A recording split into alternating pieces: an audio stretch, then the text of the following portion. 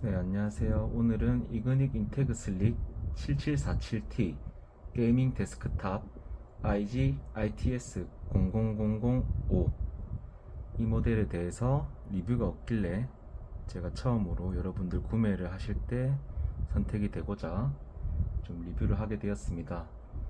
해당 버전 같은 경우는 윈도우 11 홈 에디션이 정품으로 깔려 있고, 램 같은 경우는 삼성전자 램 5600MHz짜리 32기가가 탑재되어 있고, NVMe 1TB가 되어 있습니다.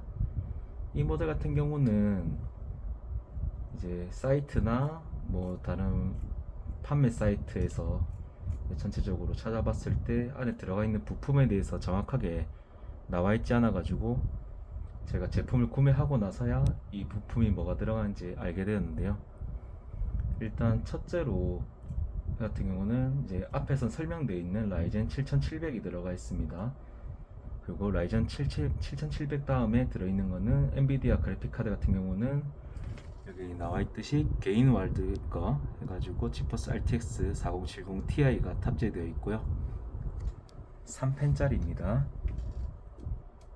그 다음에 이제 메인보드 같은 경우가 끝까지 찾지 못했었는데, 에즈락 제품의 B650M 에즈락의 B650M의 HID, 이번에 새로 나온 이제 2013년 5월에 출시한 보드고, 이거 해당 같은 보드 같은 경우는 가격대는 뭐 18만원에서 20만원 정도로 구성되어 있지만은 전원부도 착하게 되어 있고, 또 메인보드 같은 경우는 제가 하드웨어 인포로 해가지고 게임을 돌려본 결과 최소 40도에서 최대 60도까지 이제 열이 유지가 되기 때문에 생각보다 안전하고 발열 자체가 발생하지 않는다는 것을 좀 확인할 수 있었고요. 그래서 가성비 좋은 메인보드도 탑재했습니다. 해당 제품에 탑재되어 있는 파워 같은 경우는 여기 앞쪽에 이렇게 붙어 있습니다. 이 앞에 붙어 있는 파워 같은 경우는 에이오닉 1000W짜리 브론즈 80 플러스 제품이고, 웹사이트에서 가격대는 9만원 정도고, 현재 제일 불편한 거, 그리고 여기서 이 구성품에서 가장 안 좋은 부품을 하나 뽑으라면 파워 부분이라서, 이 제품이 일단은 보장은 3년이기 때문에 혹시 문제가 생겼을 때 이그닉이 통해서도 이제 아무래도 AS를 받을 수 있고, 이그닉이 아니더라도 이제 파워 제조 회사 A1을 통해서도 아마 보상을 좀 받을 수 있고, 일단 그래도 이 제품에 대해서 믿고서 쓸 수 있었던 거는 삼성화재 생산물 책임 보상 보험이 가운데 있어가지고 1억 원 한도까지 보상이 되는 걸로 알고 있습니다. 지금 내부 구성 같은 경우는 해당 본체는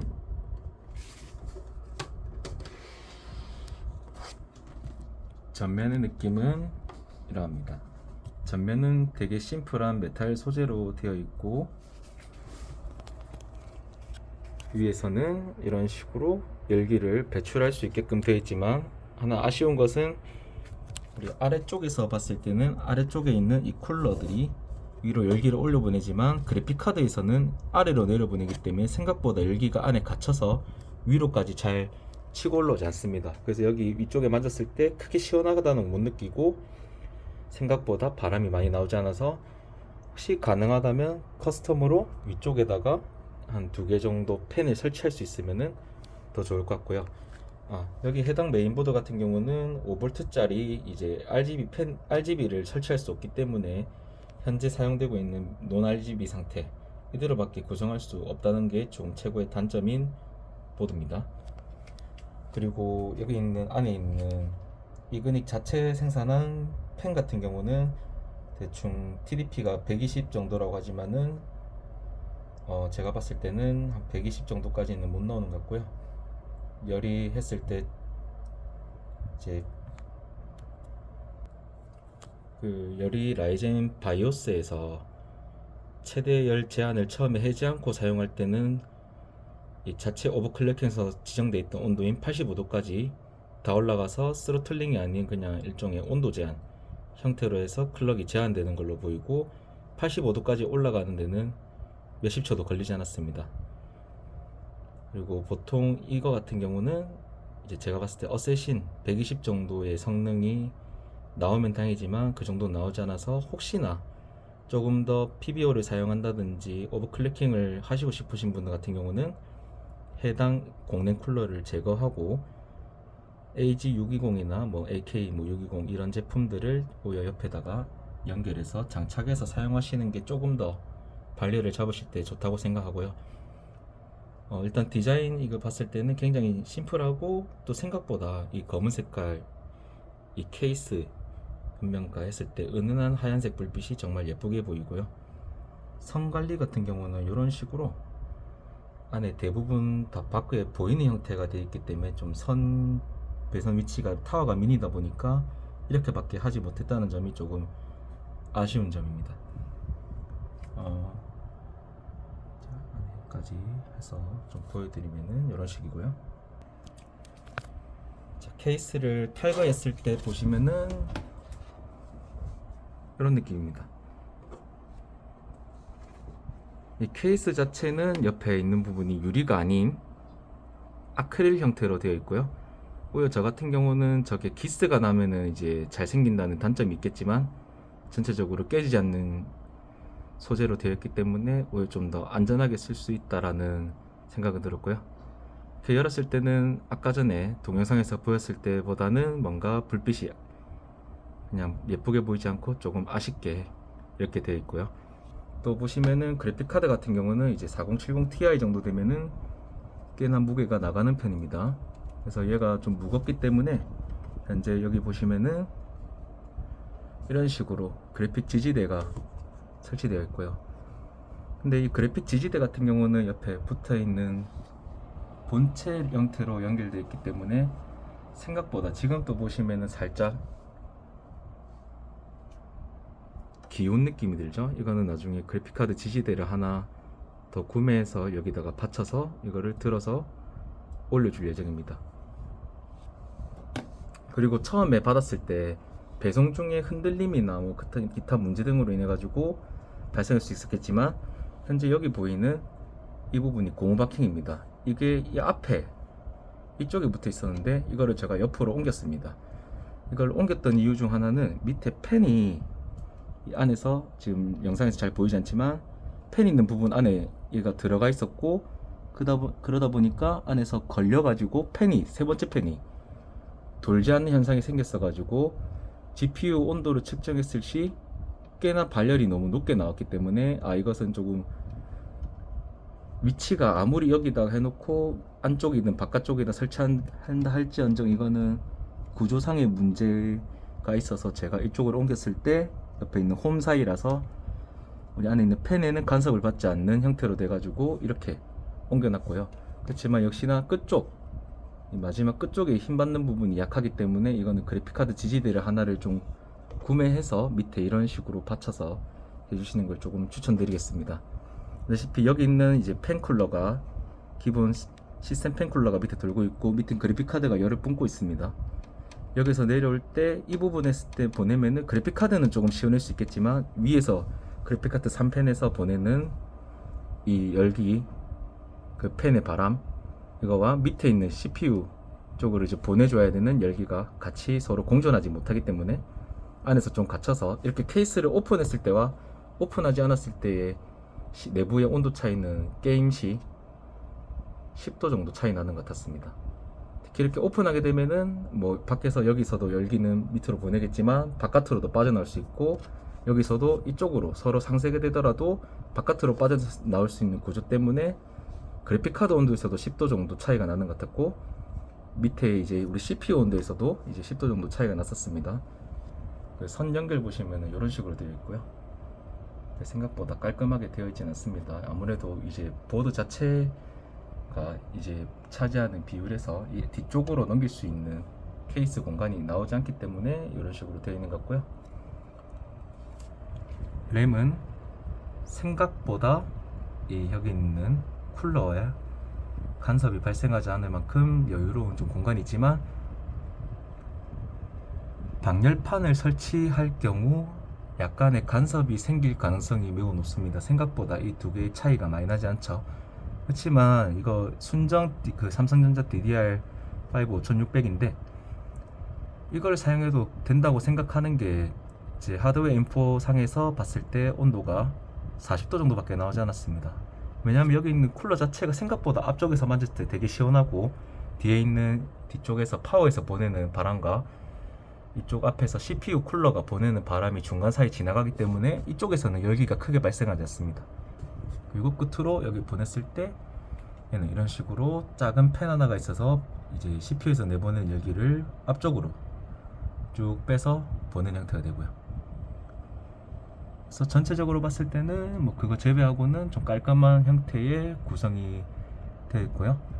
그리고 하나 또 이제 배송 왔을 때 또 문제점이 뭐였냐면 여기 있는 CPU 쿨러의 전원부 팬을 연결하는 부분이 이 밑에 처음에 닿여 있었습니다. 여기 걸려 있으면서 안쪽에 고리 같은 거 보이실 건데 이 고리에서 밑으로 완전 닿여 있었기 때문에 이 자체가 열이 나중에 만약 85도 우리가 제한이 걸려 있지 않은 상태에서 100도까지 넘어서 스로틀링이 걸리게 된다면은 이 상태에 있을 때 얘도 100도의 열을 그대로 받기 때문에 선이 점점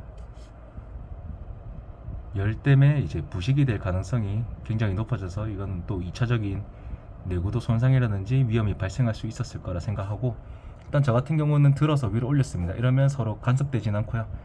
옆에 있는 이 부분, 세 부분까지도 연결되지 않고 그대로 이렇게 떠 있는 형태로 될 수 있다는 걸 볼 수 있어서 여러분들도 구매하실 때는 이런 식으로 위로 좀 올려서 사용하시고 밑에 그래픽카드 지지대가 제대로 되어 있는지 펜을 건드리고 있지 않은지 이거를 꼭 잘 체크하셔야 될 것 같습니다. 생각보다 지지대가 안 든든합니다. 잘 휘어요. 얘가 휘니까 밑에가 휘니까 위에서도 보면은 그래픽카드가 전체적으로 봤을 때는 좀 약간 휘어 있는 느낌처럼 보이죠. 워낙 이제 4070 이후부터의 그래픽카드는 방열판도 두꺼워지고 하다 보니 무거워졌습니다.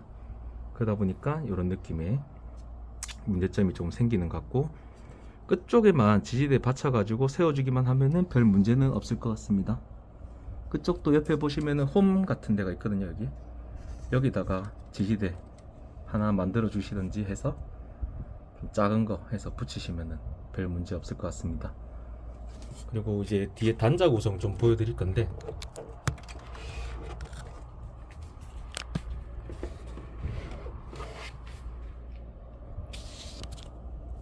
단자 구성 같은 경우는 위에 전원부가 있고요. 밑에 2.0 버전의 USB 단자가 4개가 총 부착되어 있습니다. 그리고 아래쪽에는 이 부분에 보시면 C타입 단자가 하나 있고요. 끝에는 USB 3.0이 뒤에 두 군데 있습니다. 그 옆에는 랜선 꽂는 곳이고 밑에는 스피커 단자들 이렇게 부착되어 있고요. 그 다음에 그래픽카드가 연결되는 곳에 HDMI 하나랑 DP 포트 3개 이렇게 구성되어 있습니다. 그리고 이제 이그닉 같은 경우는 친절하게 위에 내장에다 꽂지 말라고 이런 식으로 글 다 적어 놨죠. 여기다 꽂지 마세요. 꽂지 마세요. 다 적혀 있는 부분입니다. 그리고 전면부에서도 이제 USB-C 3.0 타입 앞에 두 개가 부착되어 있고요. 외장 하드를 장착했을 때 앞부분에 3.0 두 개가 잘 인식되는 걸로 확인돼서 파워가 충분할 것으로 약간 예상하고 있습니다. 단자 모자라신 분들은 앞으로 이렇게 붙이시면 되고요. 현재 이 제품 같은 경우는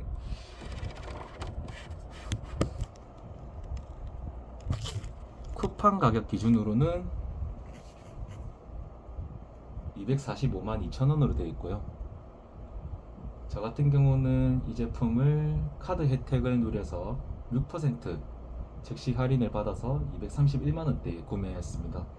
가끔씩 쿠팡을 보시면은 조금 더 기존 가격보다 조금 더 할인해서 판매하는 경우가 있으니까 이것을 조금 참고해서 필요할 때 사시면 될 것 같고요.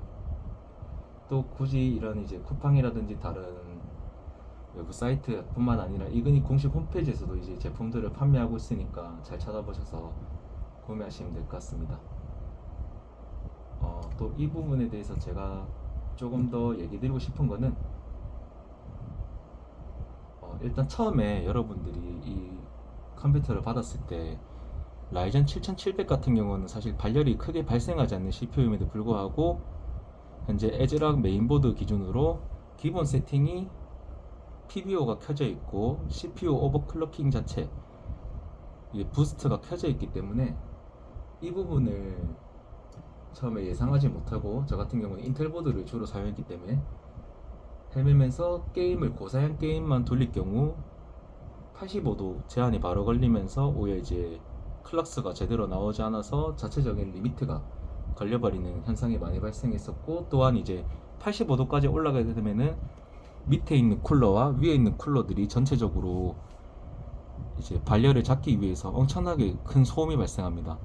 여러분들 이제 사용하셨던 기본적인 일반적인 수냉 쿨러 같은 경우 걔가 소음이 시끄럽고 펌프 소리가 들린다고 하지만 그거에 2배 내지 3배 정도 더 시끄러운 항공기 소리가 나거든요.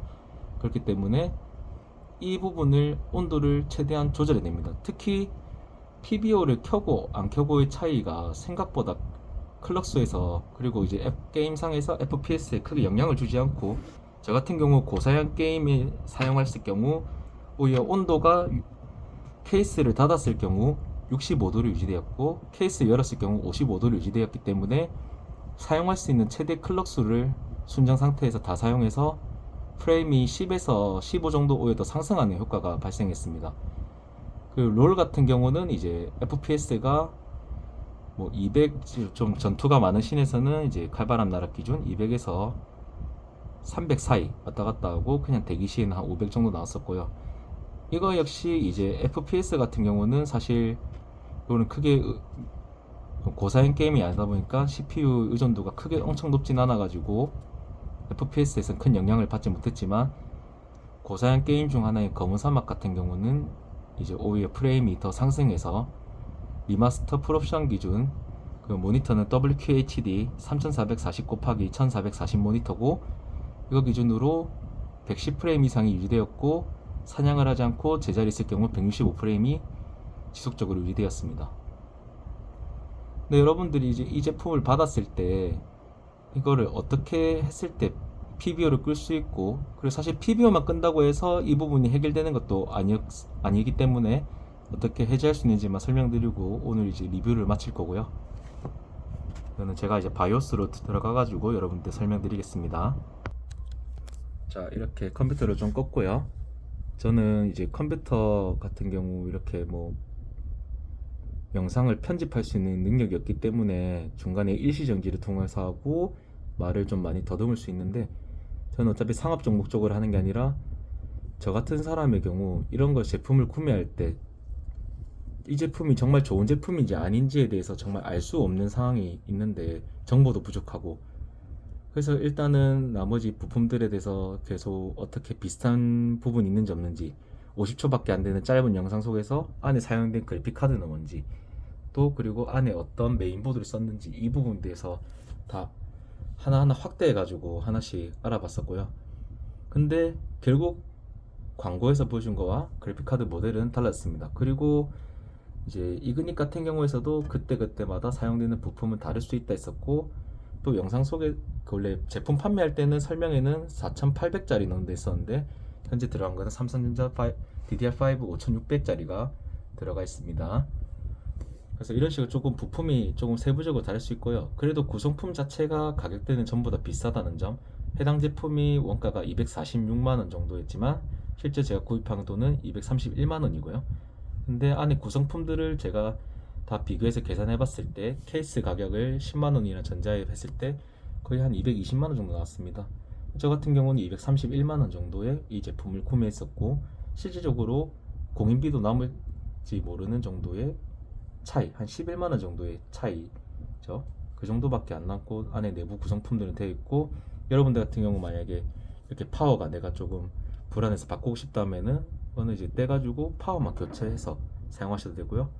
위에 쿨러 같은 경우도 선 배선만 어떻게 정리 잘해서 위에다가 이렇게 시스템 쿨러 2개를 설치해주면 조금 더 케이스를 열지 않아도 시원하게 사용할 수 있는 환경이 생기고, CPU 쿨러 같은 경우도 이게 기본적으로 발열을 잡는 능력이 조금 떨어진다 싶으면 AG620 같은 경우 TDP가 이제 250 정도 나오니까 더 좋은 거, 이 앞에 AGV 같은 경우는 이쪽으로 연결될 거니까 크게 간섭받지 않은 선에서 아마 설치가 가능할 것으로 보고, 혹시 설치가 안 된다면은 조금 더 작은 팔라딘, 뭐 어쌔신 뭐 120 이런 거 제품 같은 거 쓰시거나 옆에 녹투아 같은 거 붙이시거나 하시면 될 것 같고, 일단 녹투아나 뭐 그런 거는 좀 길이가 안 나올 수도 있겠네요.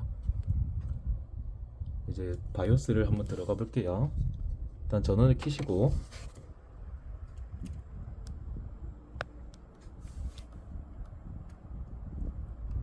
이제 로딩 시 모습입니다.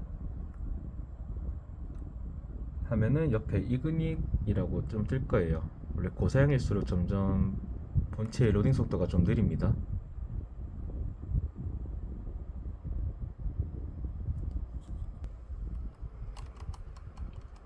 F2키를 열심히 눌러줍니다.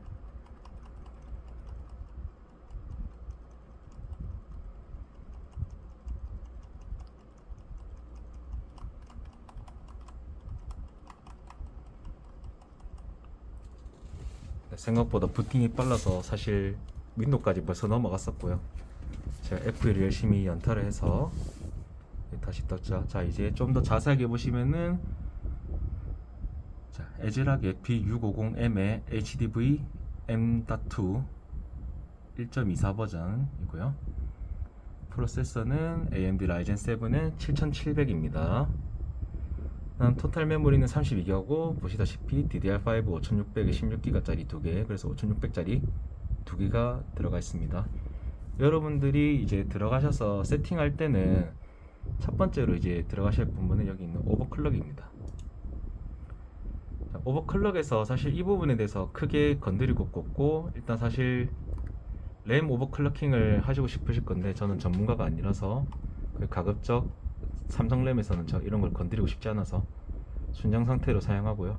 그리고 어차피 방열판이 설치가 가능할지 안 갈지에 대해서 미지수기 때문에 기본 상태인 오토로 나머지들은 다 건드리지 않고 놔둬놨습니다. 근데 저희 지금 딱 건드릴 거는, 저 같은 경우는 여러분들 이제 하기 나름인데, 퍼포먼스 프리셋을 들어가다 보면 이렇게 오토가 기본 세팅입니다. 처음 기본 세팅 값은 이렇게 오토로 되어 있고요. 이거를 저 같은 경우는 온도가 아무리 올라가더라도 조금 제한이 걸리기 좋게, 보통 오토로 해놓더라도 기본 세팅은 아마 85도 리미트로 좀 되어 있을 거고요.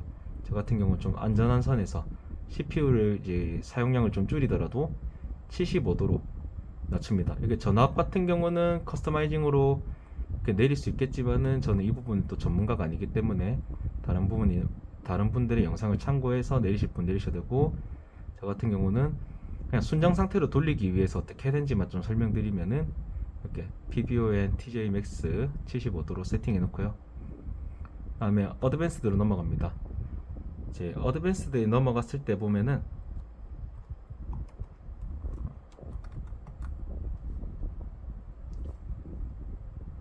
AMD CBS라는 데가 있습니다. 그 다음에 CPU 커먼 옵션이 있습니다. 자, 여기서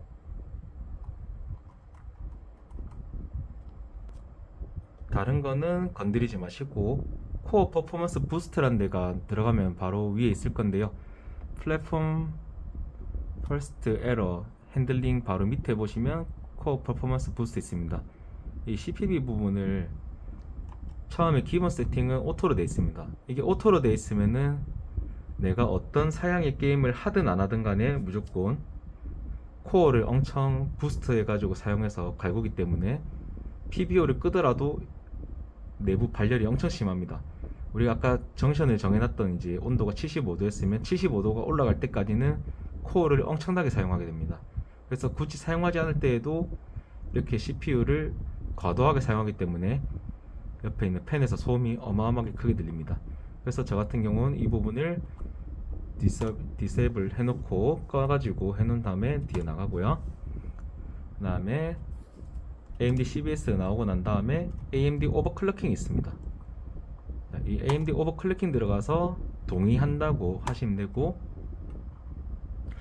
PBO라고 했죠 아까, 펄시즌 부스트 오버드라이브 같은 경우 이 부분만 딱 들어가 주시게 되고, 이게 PBO 상태를 켤 거냐 안 켤 거냐 결정을 하는 건데, 이게 일종의 부스터, 아까 코어 부스터랑 비슷하게끔 이제 CPU를 조금 더 많이 사용할 수 있게끔 해주는 건데, 기본 세팅은 원래는 오토로 되어 있고, 이거를 개인적으로 어드밴스드 이 상태 하면은 이제 다른 유튜브 분들 참고하시면은 어떻게 세팅 값을 넣고 커브를 어떻게 줄 것인지 다 할 수 있겠지만, 저는 전문가가 아니기 때문에 전 이 부분을 그냥 사용하지 않고 순정 상태로 돌리기 위해 disabled로 이렇게 사용했습니다.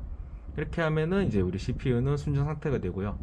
기본적으로 이거 자체가 안에 보시다시피 열이 그렇게 잘 빠질 수 있는 구조가 아니기 때문에, 열을 조금 더 잘 빼기 위해서 하드웨어 모니터 들어갔을 때 CPU 팬 같은 경우는 저는 이제 좀 더 잘 돌아라고 퍼포먼스 모드를 해놨습니다. 여러분들 처음에 기본은 사일런트 모드인데, 이렇게 하면 소음이 적을 수는 있으나 결국 어차피 나중에 CPU 온도가 올라가게 되면은 결국 얘는 굉음을 내면서 엄청난 소리를 나게 되고요. 그래서 풀스피드를 하면은 계속 상시적으로 많이 도니까 퍼포먼스 모드로 세팅을 해서 이제 조금씩 열이 올라갈 때마다 얘가 지속적으로 팬을 잘 돌려서 조금 온도 올라가는 속도를 좀 늦출 수 있게끔 사용하시면 될 거고, CPU 팬도 그렇고 내렸을 때 이제 또 팬 1번과 이것도 퍼포먼스 모드로 이렇게 바꿀 수 있습니다. 팬 2번 이것도 퍼포먼스 모드로 해놨고요. 그다음 마지막으로 팬 3번 이것도 퍼포먼스를 했습니다. 그리고 난 다음에 여러분들 끝내면서 저장하고 끄시면 됩니다. 그래서 이렇게 해가지고 해당 제품 이제 이근역에서 새로 나온 컴퓨터를 이제 한번 알아보았고요. 여러분들이 혹시 구매하실 때 있어서 제가 처음에 견적을 해서 똑같이 4070 Ti를 놓고 이제 원래는 13600K를 집어넣는 세팅으로 이제 다나와라든지 이런 사이트에서 비교를 해보니까 최소 290에서 한 300만원 정도 쿨링까지 합쳐서 수냉 쿨러도 집어넣고 하는 세팅이 나왔었는데, 이렇게 7700 정도 같은 경우는 발열이 엄청 적은 프로세서이기 때문에 순정으로만 사용하시면은 아까 얘기했듯이 CPU 온도가 이제 여름 기준 뚜껑을 닫았어도 26, 이게 제 실내 온도가 26도 정도 되는데, 이거 기준으로 했을 때 뚜껑을 열었으면 55도, 뚜껑을 닫았을 때는 65도, 그냥 고사양 게임에서도 그 정도로 유지되고요. 롤 같은 경우도 일단 기본적으로 60도는 나옵니다. 기본 프로세서가 한 40% 정도는 사용되는 것 같고요. 그래서 사실 이제 우리가 CPU 온도가 60도 정도면 굉장히 착한 온도이기 때문에 크게 사용하는데 문제 없다 생각하시고, 아까 얘기했던 밑에 그래픽카드 지지대 그리고 위에 있는 CPU 쿨러 부분에 있는 저런 선 부분, 이런 문제점들 있는지 없는지 안에 꼭 본체를 열어서 확인해 보시고, 빼고 깁는 거는 그렇게 어렵지 않기 때문에 나머지 선들도 혹시 안에 내부에 간섭이 있는지 없는지 확인해서 구매하시면 될 것 같습니다. 해당 제품 같은 경우는 굉장히 예쁜 제품으로서 여러분들한테 추천드리고요. 저는 이근익의 회사에 대해서 이 제품을 구매하기 전까지는 잘 몰랐지만, 현재 1년 무상 AS에다가 이후에도 추가적으로 비용을 발생하면은 제 돈을 드리고 나서 수리를 받을 수 있다 하기 때문에 훨씬 더 편리하게 아마 수리 부분에 대해서 걱정이 없다고 생각되고요. 참고로 이제 이 제품에 대해서 뭐 어떤 협찬도 받은 것도 없고, 아무도 리뷰하지 않아서, 그리고 아무도 알지 못해서 이 좋은 제품에 대해서, 가성비 좋은 제품에 대해서 소개하고자 제가 이렇게 영상을 찍었습니다. 감사합니다.